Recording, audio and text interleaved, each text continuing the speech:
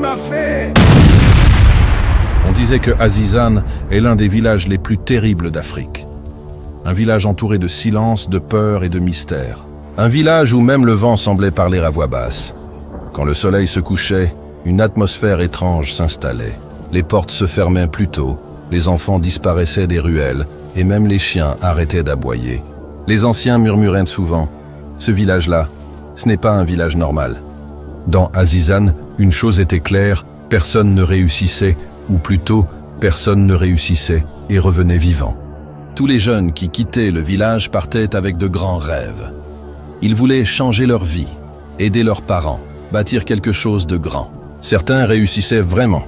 Ils devenaient riches, respectés, importants. Mais dès qu'ils revenaient au village, tout s'arrêtait.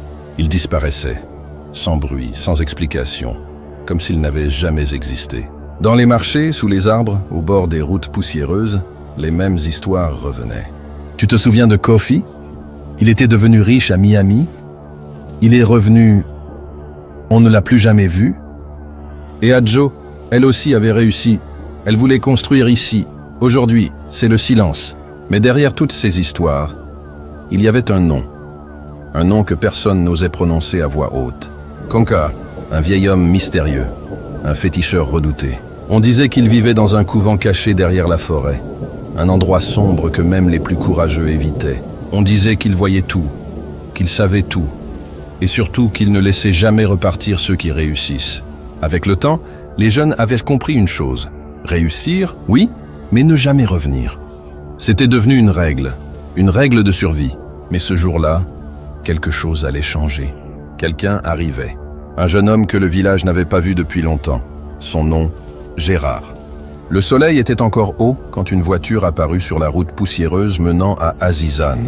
Une voiture propre, brillante, élégante, totalement différente de ce qu'on voyait habituellement dans le village. La poussière se soulevait derrière elle, attirant tous les regards. Les enfants arrêtèrent de jouer. « Hé, regardez, une voiture !» Les femmes levèrent la tête depuis leur marmite. Les hommes sous l'arbre à palabres se redressèrent lentement. La voiture avançait doucement, comme si elle annonçait quelque chose d'important. Puis elle s'arrêta. La portière s'ouvrit, et Gérard descendit. Il posa le pied au sol, s'arrêta un instant, puis regarda autour de lui. Les mêmes maisons, les mêmes chemins, les mêmes arbres. Rien n'avait changé. Mais lui, il avait changé. Il était bien habillé. Simple, mais élégant. Une montre au poignet, des chaussures propres malgré la poussière. Son regard était calme, posé, sûr de lui. Ce n'était plus le petit garçon du village. Aujourd'hui, Gérard était devenu un grand homme. En ville, il avait travaillé dur. Très dur. Il avait étudié, il avait souffert, il avait traversé des moments difficiles, mais il n'avait jamais abandonné. On disait de lui qu'il était très intelligent. Et un jour, sa vie a changé. Il est devenu directeur d'une grande entreprise. L'argent est venu, le respect est venu, la réussite est venue. Mais malgré tout cela, il n'avait jamais oublié ses parents. Quand il leva les yeux vers la petite maison en terre, son cœur se serra un peu. La maison était toujours là, mais elle semblait encore plus fragile qu'avant. « Papa, maman, ils vivent toujours comme ça », pensa-t-il. Il prit une respiration, puis marcha vers la maison. À peine avait-il fait quelques pas que la porte s'ouvrit brusquement. Sa mère sortit. Elle le regarda longtemps, comme si elle ne croyait pas ce qu'elle voyait. « Gérard ?» Sa voix tremblait. Gérard sourit doucement. « Oui, maman, c'est moi. » Elle poussa un cri et courut vers lui. « Gérard !» Elle le serra très fort. « Mon fils, pourquoi tu n'as rien dit? Pourquoi tu es venu comme ça ?» Son père sortit à son tour, plus calme, mais avec un regard profond. « Gérard. »« Papa. » Ils se serrèrent la main, puis s'enlacèrent. C'était un moment fort, un moment simple, un moment vrai. Mais très vite, quelque chose changea. La joie laissa place à l'inquiétude. Sa mère le regarda encore, mais cette fois avec peur. « Pourquoi tu es venu ?» Gérard fronça légèrement les sourcils. « Comment ça, maman? Je suis venu vous voir. » Elle secoua la tête. « Non, tu ne devais pas venir ici. » Son père regarda autour de lui, comme s'il avait peur que quelqu'un écoute. Puis il s'approcha. « Gérard, tu as oublié ce village ?» Gérard resta calme. « Non, papa, je n'ai rien oublié. » Sa mère attrapa son bras. « Ici, ce n'est pas un endroit pour quelqu'un comme toi maintenant. »« Quelqu'un comme moi ?»« Oui, Quelqu'un qui a réussi. Le silence s'installa. Le vent souffla doucement. Au loin, un corbeau cria. Son père parla à voix basse. « Tu connais ton oncle, Conca ?» Le nom tomba lourdement. Mais Gérard ne bougea pas. « Oui, je sais. » Sa mère, presque en pleurs, dit « Tous ceux qui réussissent, ils les tuent. Tu le sais. » Gérard répondit calmement « Maman, moi je sais en qui je crois. » Elle secoua la tête. « Ce n'est pas une question de croire. Ce village est dangereux. » Gérard parla doucement, mais avec assurance. « Je suis venu vous voir. Je ne peux pas rester en ville toute ma vie sans revenir ici. » Son père soupira. « Tu aurais dû nous prévenir. » Gérard baissa légèrement la tête. « Chaque fois que je vous disais que je voulais venir, vous refusiez. » Sa mère murmura « On voulait te protéger. » Gérard posa sa main sur son épaule. « Je suis là maintenant, et tout va bien. » Un voisin passa lentement. Il regarda la voiture, regarda Gérard, puis continua sans rien dire. Mais déjà, la nouvelle commençait à circuler. Gérard est revenu. Après un moment, Gérard dit calmement « Je vais juste passer la nuit ici. » Ses parents levèrent la tête. « Demain matin, je repars. » Sa mère souffla légèrement. « Oui, c'est mieux. » Mais Gérard ajouta « Et demain, avant de partir, je vais aller saluer mon oncle. » Silence total. Sa mère recula. « Quoi ?» Son père cria presque. « Non, tu ne vas pas faire ça. »« Gérard, tu veux mourir ?» Mais Gérard resta calme. Très calme. « C'est mon oncle. Je dois le saluer. »« Non !» cria sa mère. « Ceux qui vont chez lui ne reviennent pas !» Gérard répondit doucement. « Moi, je vais revenir. »« Gérard !» Il leva les yeux, regarda au loin, puis dit simplement « Moi, je sais en qui je crois. » Le silence retomba. Un silence lourd. Un silence dangereux. Au loin, quelque part dans le village, quelqu'un observait déjà. Quelqu'un avait vu la voiture. Quelqu'un savait. Un autre jeune homme riche venait d'arriver. Et cet homme, c'était Conca. La nouvelle se répandit dans tout Azizane comme un feu dans la brousse sèche. Gérard est revenu. Le fils de Kossi est revenu. Il est riche maintenant. Il est venu avec une grosse voiture. Dans les ruelles, au marché, sous les arbres, tout le monde en parlait. Mais personne ne parlait avec joie. C'était la peur qui circulait. Une peur lourde, ancienne, installée depuis des années. Une peur qui portait un seul nom, Conca. Devant la maison de ses parents, Gérard était assis calmement. Il observait le village, tandis que des visages passaient sans vraiment s'approcher. Certains faisaient semblant de ne pas le voir. D'autres le regardaient rapidement avant de détourner les yeux, comme s'il portait déjà un mauvais destin. Un vieil homme s'approcha lentement, tremblant légèrement, appuyé sur un bâton. « Gérard, c'est bien toi. »« Oui, papa, c'est moi, » répondit Gérard avec respect. Le vieil homme s'assit difficilement à côté de lui. « Tu as grandi? Tu as réussi ?» Gérard sourit légèrement. « Oui, Dieu m'a aidé. » Mais le visage du vieil homme devint sérieux. « Alors pourquoi tu es revenu ?» À l'intérieur de la maison, sa mère faisait les 100 pas. « Il faut qu'il parte. Il faut qu'il parte dès ce soir. » Son père, assis dans un coin, restait silencieux. « S'il part maintenant, les gens vont parler. Et s'il reste, il va mourir, » répondit-elle, la voix tremblante. Dehors, le vieil homme se rapprocha de Gérard. « Tu connais l'histoire, mais je vais te dire toute la vérité. »« Je t'écoute, » répondit Gérard calmement. Le vieil homme inspira profondément. « Ce n'est pas seulement qu'ils disparaissent, c'est Conca qui les prend. » Un silence lourd s'installa. Il ne veut pas voir quelqu'un réussir plus que lui. Il ne veut pas que quelqu'un brille dans ce village. Gérard resta calme. « Tu l'as vu ?» Le vieil homme baissa les yeux. « Non, personne ne le voit faire.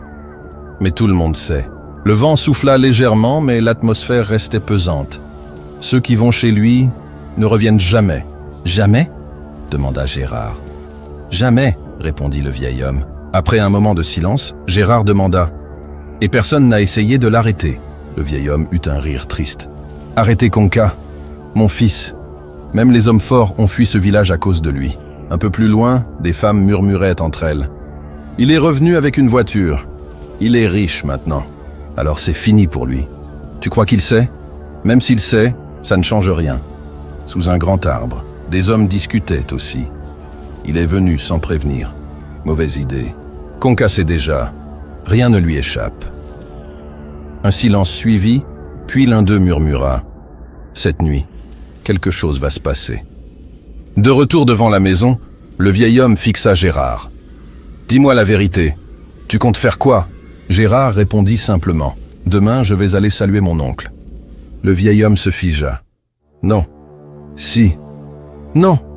Tu ne comprends pas. » Mais Gérard resta calme. « Je comprends très bien. » À ce moment, sa mère sortit brusquement. « Gérard, tu ne vas pas aller là-bas. »« Maman ? Non !» cria-t-elle, les yeux remplis de larmes. « Tous ceux qui sont allés là-bas sont morts. » Gérard répondit doucement. « Maman, moi je ne suis pas eux. » Son père sortit à son tour. « Gérard, même si tu es fort, ce que tu veux affronter n'est pas normal. » Gérard le regarda avec respect. « Papa, ce qu'il fait non plus n'est pas normal. » La nuit commençait à tomber sur Azizane. Le ciel s'assombrissait et l'atmosphère changeait, comme si quelque chose d'invisible prenait place. Gérard entra dans la maison, s'assit calmement et ferma les yeux. « Qu'est-ce que tu fais ?» demanda sa mère, inquiète. « Je prie », répondit-il simplement. La nuit avança. Le village devint silencieux, très silencieux. Mais dans cette maison, quelque chose se passait. Gérard priait longuement, parfois à voix basse, parfois dans une langue inconnue. Ses parents ne comprenaient pas tout, mais ils sentaient une force différente. Pendant ce temps, loin dans le village, dans un endroit sombre, une faible lumière brillait. Un feu. Des objets étranges posés au sol. Au centre, un homme était assis, immobile. Puis il ouvrit lentement les yeux. Un regard froid, dangereux. C'était Konka. Il esquissa un léger sourire. Il est revenu. Un autre. Sa voix était grave, presque inhumaine. Riche, confiant, murmura-t-il. Puis il s'arrêta. Mais différent. Son visage se durcit. Il s'approcha de ces objets et commença à murmurer des incantations. Le feu trembla légèrement. Demain, il viendra et il ne repartira pas. Dans la maison, Gérard ouvrit les yeux. Calme, serein. Comme s'il savait déjà. Dehors, le vent souffla plus fort. La nuit était complètement installée. Et dans tout Azizane, une seule pensée traversait les esprits. Demain, tout allait basculer. Le matin se leva lentement sur Azizane, mais ce n'était pas un matin comme les autres. L'air semblait plus lourd, plus silencieux. Même le soleil paraissait hésiter à éclairer le village, comme s'il savait que quelque chose d'important allait se produire. Dans la petite maison, personne n'avait vraiment dormi. La mère de Gérard était assise, fatiguée et inquiète. Son père regardait le sol, plongé dans ses pensées, et Gérard, lui, était calme. Étrangement calme. Il était déjà réveillé, assis tranquillement, les yeux fermés, en train de prier. Ce n'était pas une prière de peur, mais une prière profonde, posée, remplie de foi. Par moments, ses lèvres bougeaient doucement. Par moments, il priait en langue. L'atmosphère dans la maison était différente, lourde, mais d'une autre manière. Ses parents ne comprenaient pas tout, mais ils sentaient quelque chose. Sa mère le regarda longuement. « Gérard, s'il te plaît, ne fais pas ça. » Il ouvrit lentement les yeux. « Maman, je dois y aller. » Elle secoua la tête. « Non, tu ne dois pas. Personne ne t'oblige. » Son père leva légèrement la tête. « Mon fils, il y a des combats qu'on ne choisit pas, et celui-là, tu peux encore l'éviter. » Gérard resta silencieux un instant, puis répondit calmement. « Papa, si tout le monde fuit, alors le mal va continuer. » Un silence pesa dans la maison. Sa mère murmura « Ce n'est pas ton combat. »« Peut-être que si, » répondit-il doucement. Dehors, le village était réveillé, mais rien n'était normal. Les gens observaient et parlaient à voix basse. « Il va vraiment y aller ? Tu crois qu'il est sérieux ? Il est déjà mort. Il ne le sait juste pas encore. » Gérard sortit de la maison, propre, bien habillé, calme, comme pour un rendez-vous ordinaire. Mais ce n'était pas un rendez-vous ordinaire. Sa mère sortit derrière lui. « Gérard !» Il se retourna. Elle s'approcha, les yeux pleins de larmes. « Si tu fais ça, tu ne vas pas revenir. » Gérard la regarda avec douceur. « Maman, je vais revenir. » Son père posa sa main sur son épaule. « Que Dieu soit avec toi. » Gérard hocha la tête. « Il est déjà avec moi. » Il se dirigea vers sa voiture. Avant d'ouvrir la portière, il posa sa main dessus et ferma les yeux. Il se mit à prier encore, calmement, longuement. Une prière d'autorité, une prière de protection. Puis il ouvrit les yeux, tout le village observait. Personne ne parlait, même les enfants étaient silencieux. Gérard entra dans la voiture. Le moteur démarra. La voiture avança lentement, très lentement, comme si chaque mètre le rapprochait d'un point de non-retour. Sur son passage, les gens s'écartaient. Certains faisaient des signes de protection. D'autres murmuraient « Il ne sait pas » ou peut-être qu'il sait, mais il est fou. Plus il avançait, plus le paysage changeait. Les maisons devenaient rares, les arbres plus grands et plus sombres. Le chemin devenait étroit et la lumière du soleil passait difficilement. Puis il arriva à un endroit connu de tous, mais évité par chacun, le chemin du couvent de Konka. Gérard arrêta la voiture et coupa le moteur. Le silence devint total, un silence lourd, oppressant. Il sortit lentement et regarda autour de lui. Rien ne bougeait, mais il sentait qu'il n'était pas seul. Il avança pas à pas, calme, sans peur. Devant lui se dressait une vieille maison sombre. Elle semblait abandonnée, mais quelque chose y vivait. Quelque chose de dangereux. Il s'arrêta devant la porte et dit simplement « Tonton, je suis là ». Un silence suivit. Puis une voix répondit de l'intérieur « Attends dehors, j'arrive ». Gérard ne bougea pas. Il resta debout, calme. À l'intérieur, Konka se préparait déjà. Son visage était fermé, ses gestes précis. Il murmurait des incantations, parlant à ses objets.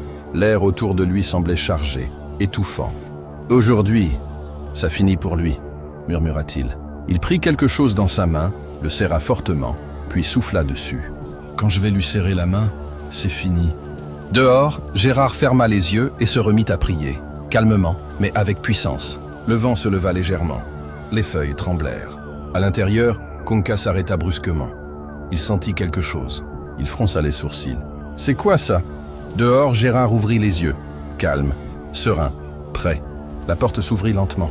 Konka apparut. Le face-à-face venait de commencer. La porte grinça lentement en s'ouvrant. Un son sec, dérangeant, qui brisa le silence. Puis Konka apparut dans l'encadrement. Grand, maigre, le regard dur, presque perçant. Ses yeux semblaient voir au-delà du visible.